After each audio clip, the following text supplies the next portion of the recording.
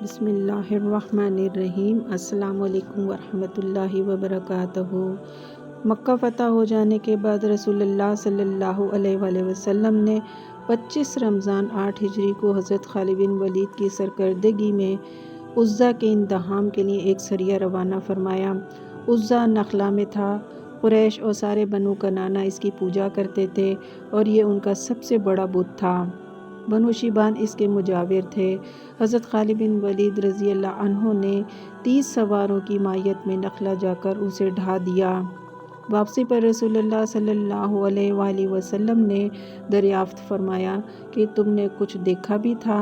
حضرت خالد نے کہا کہ نہیں۔ آپ نے فرمایا تب تو در حقیقت تم نے اسے ڈھایا ہی نہیں، پھر سے جاؤ اور اسے ڈھا دو۔ حضرت خالد بن ولید پھر سے اپنی تلوار سونتتے ہوئے دوبارہ گئے۔ اب کی بار ان کی جانب ایک ننگی، کالی، پرگندہ سر عورت نکلی۔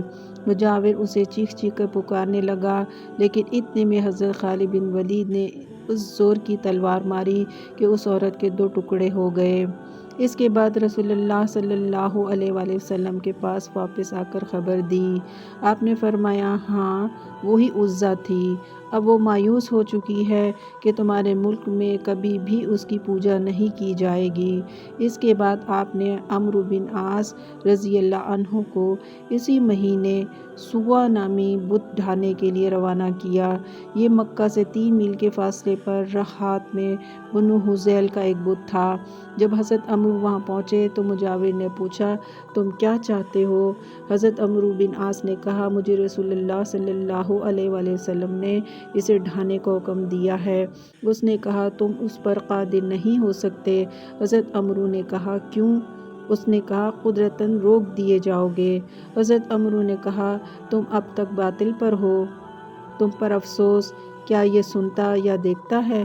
اس کے بعد بت کے پاس جا کر اسے توڑ ڈالا اور اپنے ساتھیوں کو حکم دیا کہ وہ اس کے خزانے والا مکان بھی ڈھا دیں، لیکن اس میں سے کچھ نہیں ملا۔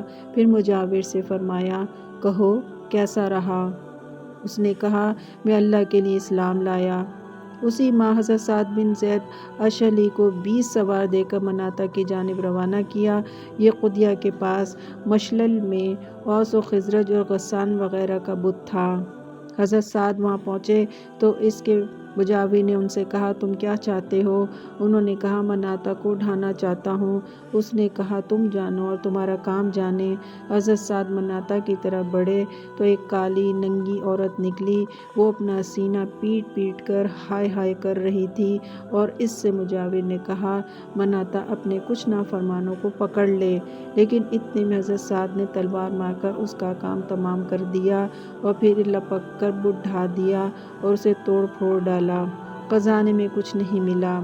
عزا کو ڈھا کر حضرت خالد بن ولید رضی اللہ عنہ واپس آئے تو انہیں رسول اللہ صلی اللہ علیہ وآلہ وسلم نے اسی ماہ شعبان 8 ہجری میں بنو جذیمہ کے پاس روانہ فرمایا، لیکن مقصود حملہ نہیں بلکہ اسلام کی تبلیغ تھی۔ یہ ہے غزوہ فتح مکہ۔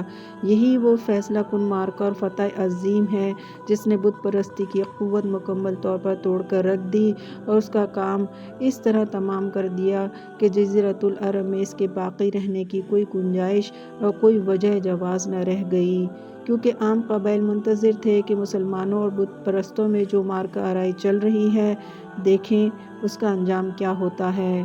ان قبائل کو یہ بات بھی اچھی طرح معلوم تھی کہ حرم پر وہی مسلط ہو سکتا ہے جو حق پر ہو۔ ان کے اس اعتقاد میں مزید حد درجے پختگی نصف صدی پہلے اصحاب فیل ابرہہ اور اس کے ساتھیوں کے واقعے سے آ گئی تھی، کیونکہ اہل عرب نے دیکھ لیا تھا کہ ابرہہ اور اس کے ساتھیوں نے بیت اللہ کا رخ کیا تھا، تو اللہ نے انہیں ہلاک کر کے انہیں بھس بنا دیا۔ اس فیصلہ کن غزوے نے لوگوں کی آنکھیں کھول دیں اور ان کی عقلوں پر پڑا ہوا وہ آخری پردہ بھی ہٹا دیا جو قبول اسلام کی راہ میں رکاوٹ بنا ہوا تھا۔ اس فتح کے بعد پورا جزیرۃ العرب کے سیاسی اور دینی افق پر مسلمانوں کا سورج چمک رہا تھا اور اب دینی سربراہی اور دنیاوی قیادت ان کے ہاتھ میں آ چکی تھی۔ سبحان اللہ۔ نبی پاک صلی اللہ علیہ وآلہ وسلم پر درود و سلام۔